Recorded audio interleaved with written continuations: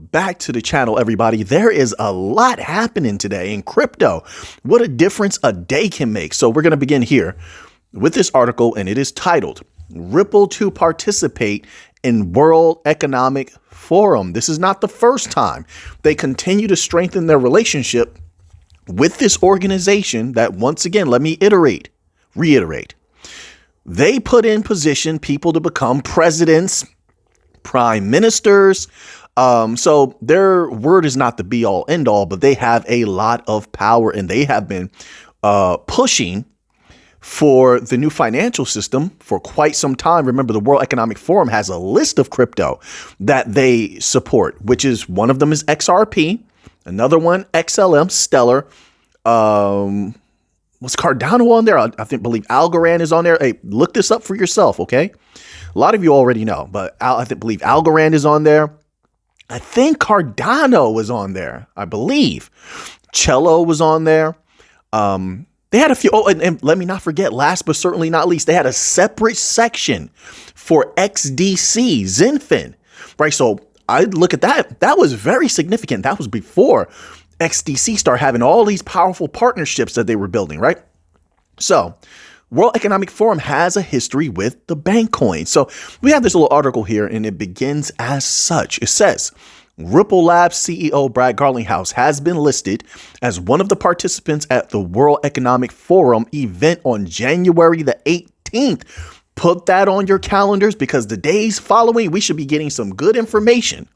And just remember, like, I can't keep up with everything, so I may cover some stuff, but a lot of people come into the comment section at times and they say, hey, Mick, what about this? What about that? Something I didn't know. And then we can cover that next video if people want to hear about that.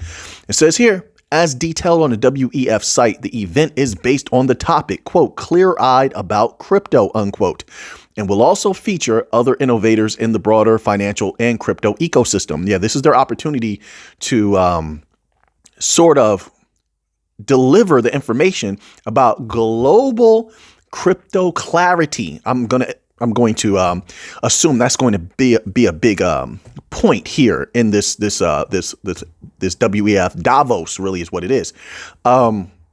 That and interoperability, and the fact that now that the legacy system has drug its feet for so long, they're starting to fall behind. Not only they're falling behind a lot of more advanced infrastructures and countries who are rolling out advanced infrastructures, but now you're starting to see the legacy system just fall apart. You see what happened in China, what's going on in China economically. You see what's going on with their shadow banks. And then not long after that, we started getting articles about shadow banks being the bane of JP Morgan's existence in the US, in the West. But if the shadow banks are the bane of JP Morgan's existence, which I find laughable because JP Morgan has a lot of problems on his own. Trust me, those who know, right? Without going too deep. But that would mean that shadow banks, which are a huge problem, by the way, but the regular banks themselves are a huge detriment to themselves. Let's just put that out there. But that would also mean that they're a huge bane for the existence of all banks, right? But you have this, what I'm trying to show is you have this economic landscape where the banking system is doing terribly. And they have been propped up. I want to say this again, because a lot of people don't see every single chapter in the videos. So I don't know who knows what or who heard what. But the banking system has been propped up by that bailout fund. Now they changed the verbiage. They don't call it a bailout fund, but that's what it is. So it's giving the illusion. I want to really, really ram this home so people understand. It's giving the illusion that the banking system is healthy when it's not. But I'm sure they're going to discuss things like that. The safety, security, interoperability of the new financial system and what it brings to the legacy system that is floundering greatly. There's massive deposit flight, people pulling their money out every single day. Almost, I'm reading articles, and you are also, a lot of you who are researchers, you know this. Every day I'm reading articles about people complaining that their bank account just went poof, just disappeared. Their money just disappeared, and the banks don't want to account for that. They don't help them. They don't reimburse them. I believe there's one individual who is taking legal steps to remedy that. And this is happening all the time. Their system is falling apart. I'm sure that that's going to be raised here. And what is apparent is not what's important here. What's discussed behind closed doors as they're shaking hands and setting up meetings, private meetings. What's important is discussed privately. Let's get that clear. So the private meetings that could be born out of this are what's important towards the deployment of the new financial system and possibly a further push towards overall clarity for crypto in the United States, which is key. That is a key market. We want it. We need it. We want those trillions. I believe we'll take those trillions. So this could be very significant.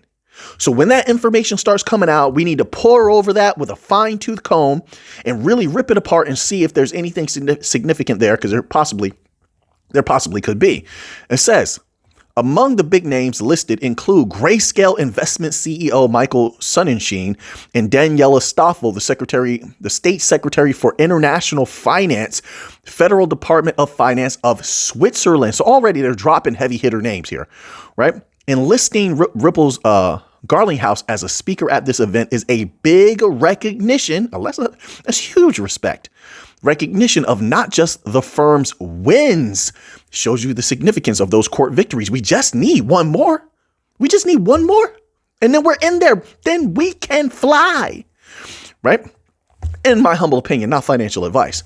It says not just the firm's wins, but also of how mature the industry has grown in recent times.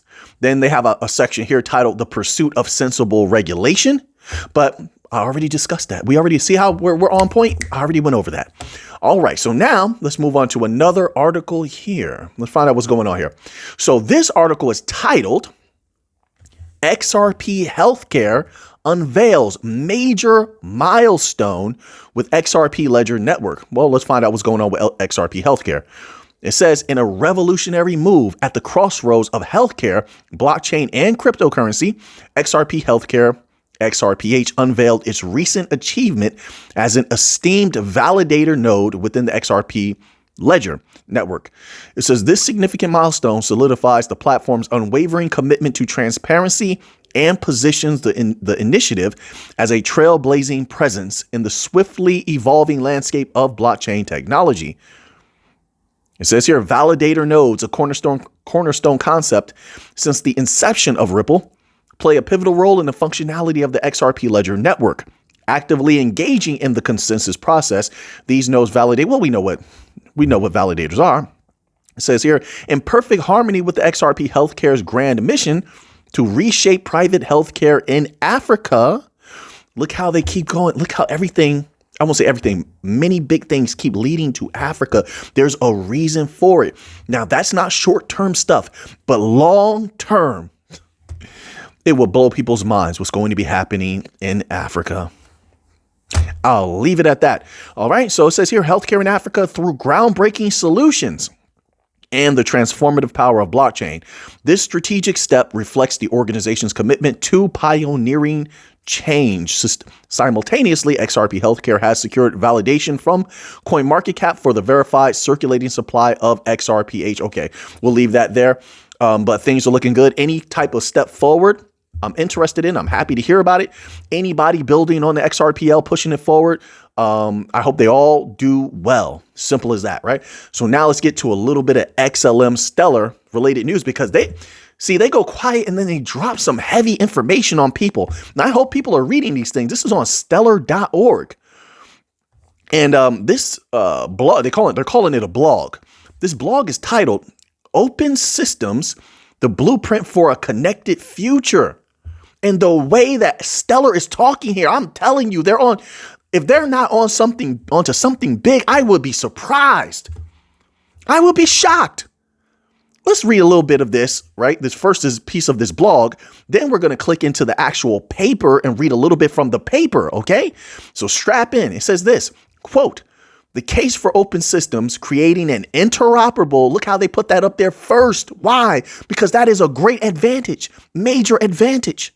And what they're doing is, because they've heard constantly in 2023, they heard the White House complaining about interoperability. They heard the Faster Payments Council, a Faster Payments Task Force complaining about interoperability. They've heard the Fed complaining about interoperability in their papers. They've heard SWIFT. I'll let Stellar mention Swift in a little bit. Why they do that? They heard Swift complaining about interoperability, which they're trying to solve with Chainlink, but they can work with multiple companies for sure. As you see, everyone's forming Voltron now. They're all coming together now, like Algorand has been doing with Hedera. Things are getting hot and serious right now, folks. But anyway, let me just read this little tip here. So they're putting interoperability out front first while they have the ears of the powers.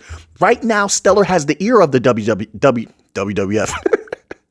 The WEF. They have the ear of the United Nations. They have the ear of multiples of central banks, as Danelle Dixon herself said in a video. So you can go watch that. Anybody can watch that. I'm not just saying that. She said it herself. They've had multiple meetings with a great deal of central banks. I'm paraphrasing, but you've seen the video.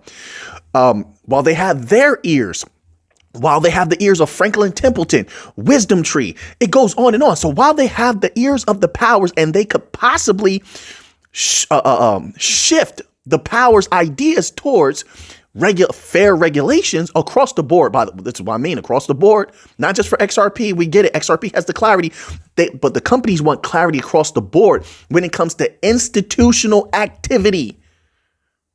All right. And that's where the big money comes in. This is what I was trying to say. The last video, although I probably wasn't so eloquent, that day I was tired. I had a headache and stuff like that. But I like to get videos done. It just does something good for my mind, for my spirit. So I like to get videos done. But anyway, maybe I wasn't as eloquent as I typically could be. But that's what I was trying to convey. The big money comes from the institutions. And right now, the institutions can't just step in. They can't step in and gobble up XLM just yet. But you think that they don't want to? You think that they wouldn't step in and buy tons of XLM, put it in private ecosystems, and control it and use it to their own means? It's similar. Anybody can do what IBM was once going to do with the whole WorldWire thing and, do your own research on that. But anybody can do that. You think they wouldn't want to? Most companies were going to probably do something like that. This is my humble opinion, looking at how things were going before. But they backed off because of a lack of regulations and because of the attack dog that is the SEC. But we're approaching a time period with massive possibility for clarity across the board. And Stellar's taking this opportunity to put that out there like, hey, we can help you. We can help you with this interoperability problem that they continue to have. Let's keep going. It says integrated world, unquote, provides a comprehensive exploration of the historical context, guiding principles, and real world applications of open systems, along with recommendations for U.S. policymakers. Look, why can they speak this way? A lot of blockchains don't. Because Stellar has sat in so many meetings with policymakers. They even had, who was the senator that came up to them one time, was like, I'd like to speak to you more about this. That was on video as well. They've sat on multiple panels where they're trying to talk to regulators and such like that, and the federal, all of across the world, really. They've done this. So they know that they can speak to these individuals, and it's possible they can make a difference. U.S. policymakers to promote and protect open systems. And I'm glad they're doing that. They don't have to. They could rest on their laurels.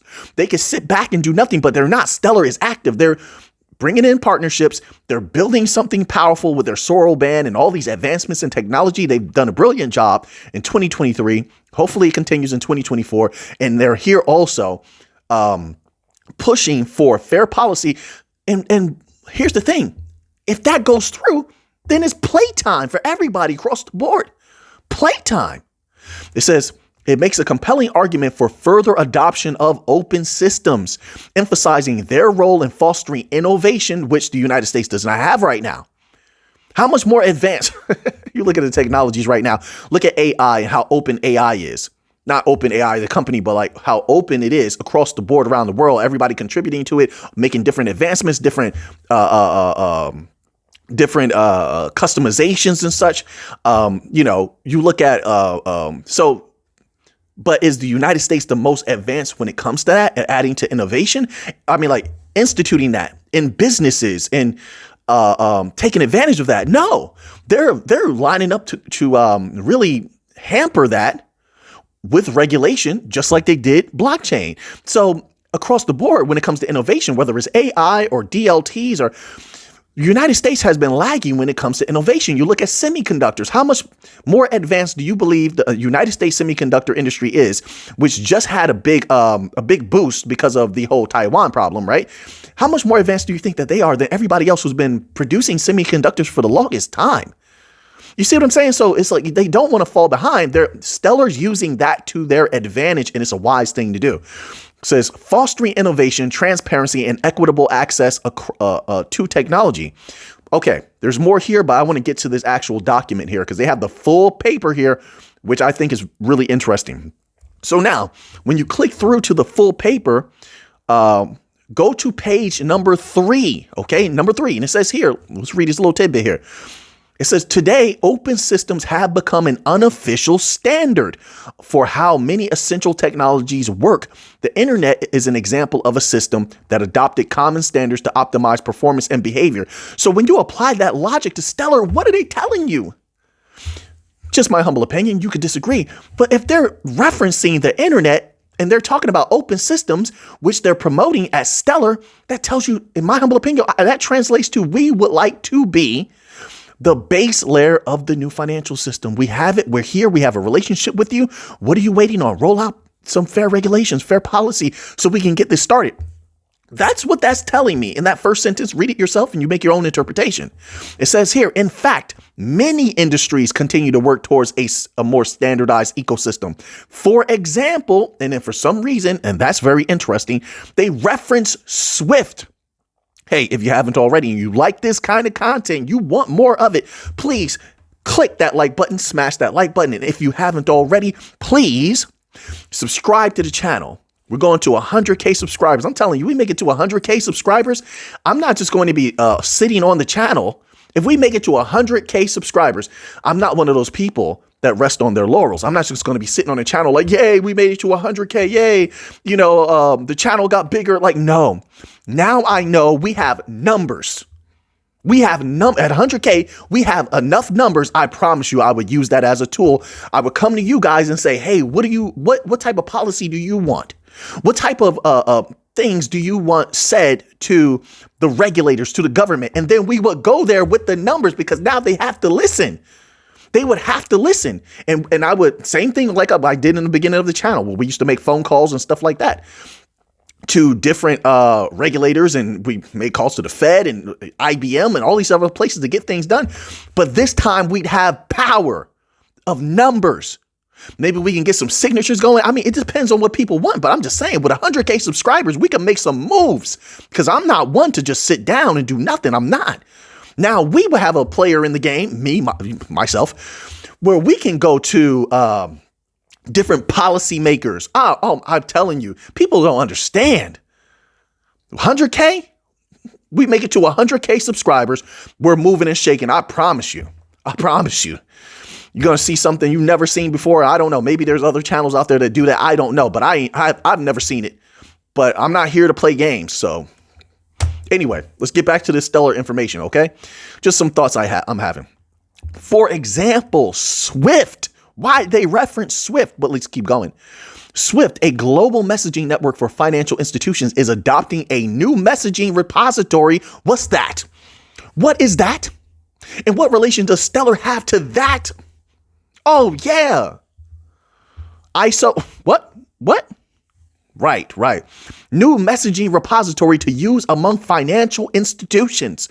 This initiative is creating a universally adoptive open source platform with data sharing capabilities to improve cooperation among financial institutions, of which Stellar we got to put these things together. Put this together with Stellar literally in their letter to the White House telling them that they have the interoperability they need. Then we saw that video 2 weeks, maybe 3 weeks ago. We saw that video on Stellar's YouTube channel where Danelle Dixon sat there and told the World Bank pretty much Stellar has, I'm paraphrasing, you could watch the video yourself, right? And you can hear it for yourself. But pretty much told the World Bank, we have the interoperability that you need. And that was after the World Bank was complaining about a lack of interoperability. Let's keep going. They're cooking. Come on, Stellar, keep going. I'm a little excited. It says this initiative is creating a universe. Well, we skipped that part. Well, let's skip that part because I already read it. Yet critics argue that open systems are subject to vulnerability to security breaches, slow and inefficient decision making, and the potential for inconsistent, unreliable, or poor quality system developments, which of course they're going to refute right now. Should policymakers allow the pendulum to swing backwards, swing back towards closed systems? In light of these criticisms, to answer that, it is important to consider the implications. They're about to drop the bomb on people. I've been telling people this for a long time. The lack of interoperability equals that their systems are slowly going to either fail or be very, very detrimental to all who use them. It says here, implications of a world in which technology is siloed. Haven't you heard me use that word a lot? All of these major countries have siloed systems, which means they need interoperability. They need something to connect them. They need something to provide liquidity between currencies. They need something with traceability because they don't trust each other. We have everything that they need. XRP has it. XLM has it. A few more as well. Algorand is in there. Hedera is in there. We got a little Hedera news coming up, by the way, also. We may have to break this down. I don't want to take too long in this video just on the Stellar information, but it's just so good. It says in closed systems, software development is privatized. User data is created and controlled by only a handful of major corporations. You know they don't want that. You know they don't want that. The powers, the governments, they don't want that. They want to be able to get their hands on that themselves. And they don't want to have to go through these companies. You know how they do that. We want this document. We want that document. And then some companies like Apple might say, no, we're not giving you anything. Right? They do that sometimes. Nope, they don't want that. So they don't want to go back where Stellar is masterfully using this information. My humble opinion. Let's see here. Let's close out with this a little bit here. Only a handful of major corporations and applications, hardware, and content are subject to quote, walled gardens, unquote, an environment in which a technology provider exerts significant control and suppresses consumer choice. Oh, I love how they worded that. Good job, Stellar. And no, I don't know these people at all. I just call it, I say something's good when it's good. And if they're not doing enough, I give them a kick in the pants. I've done that as well to a lot of different companies, but if it's good, I'm just going to say it's good. It says these conditions lead to a narrow playing field where a few institutions wield disproportionate power and stifle innovation from smaller competitors. Oh, you do know. Well, in my humble opinion, I feel like this is 100% a response to about 5 or 6 articles that were written about a week and a half ago on behalf of who? The small and medium-sized banks. They even had interviews with representatives of some of these banks. Do you remember we went over that? And those representatives were complaining about the larger banks and, fairness amongst, they talked about a lot of different things, but what they wanted was opportunity. And what they were talking about to bring them some opportunity was distributed ledger technologies.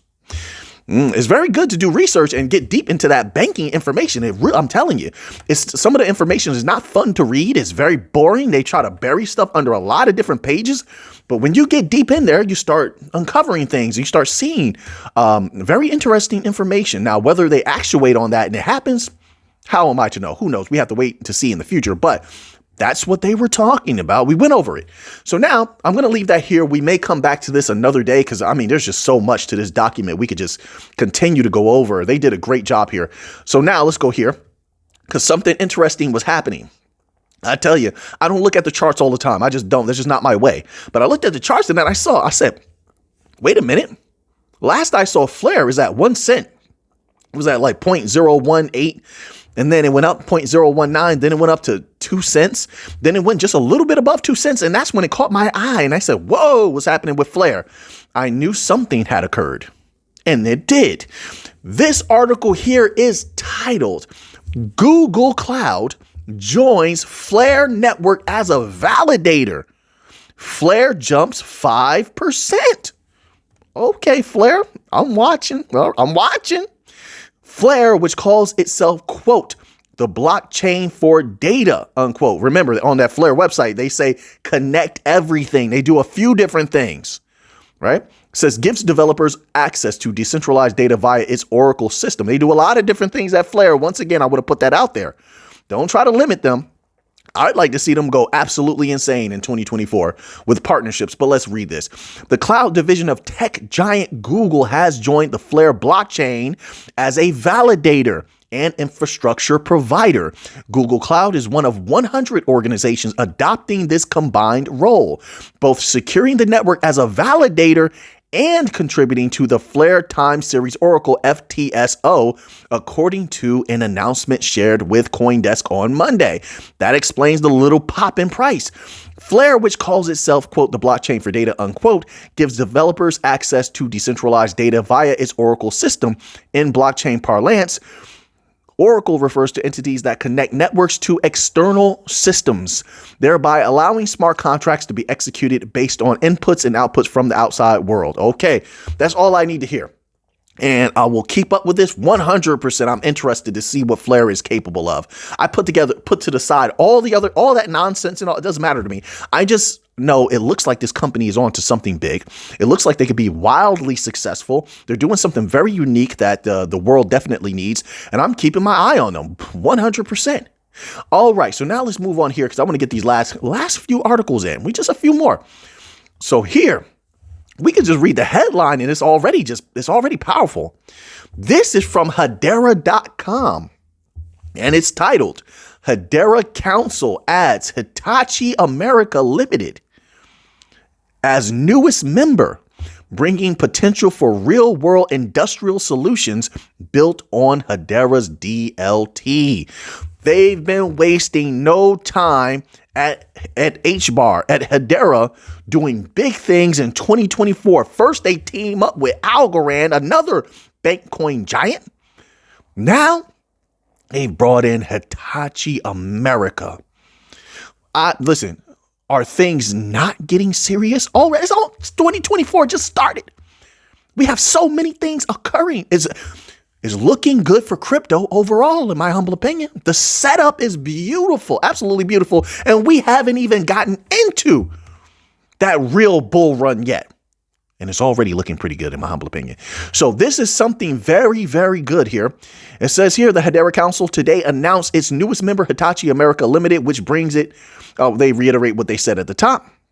It says Hitachi offers a broad range of electronics, power and industrial equipment and services, energy, industrial, healthcare, IT, OT, mobility, and Internet of Things with operations throughout the Americas directly and through its subsidiaries. Whoa! So this is major. Hitachi aims to begin creating proofs of concepts for end-to-end supply chain and sustainability solutions on Hedera in the next year. So now you got a timeline to watch out for different developments here. All right. So now let's move on from there. I'm going to skip the Bitcoin article today to keep the video on the shorter side. Let's end off with a little bit of gold news. Little bit of gold. So this is from fxstreet.com. This article is titled Gold Price Forecast. XAU USD likely to see data-driven volatility as $2,200 quarter two target is in sight. That is so strange that they say that number in I think it was either yesterday's video or the one before that. I said $2,200. Ooh, synchronicity is lining up. But I do think that's in sight 100%. And could be easily gotten depending on, geopolitical circumstances. Gold is sitting near the highest level in 5 days above $2,050. Strategists at TD Securities analyzed the yellow metals outlook. Quote, strong labor markets are associated with the continued inflation pressures, and with core CPI much above the 2% target, the market concluded that a very early Fed easing is not in the cards. But we read a lot of experts already told us that weeks ago. It says, but with the most recent production prices coming in at below expectations, the market is once again going long as it anticipates an early end to restrictive policy, unquote. Quote, there will likely be data-driven volatility as gold trends to our $2,200 Q2 target. All right, so now that you have that information, what are you going to do with it? I know what I'm going to do with it. So until next time, let's get to the money.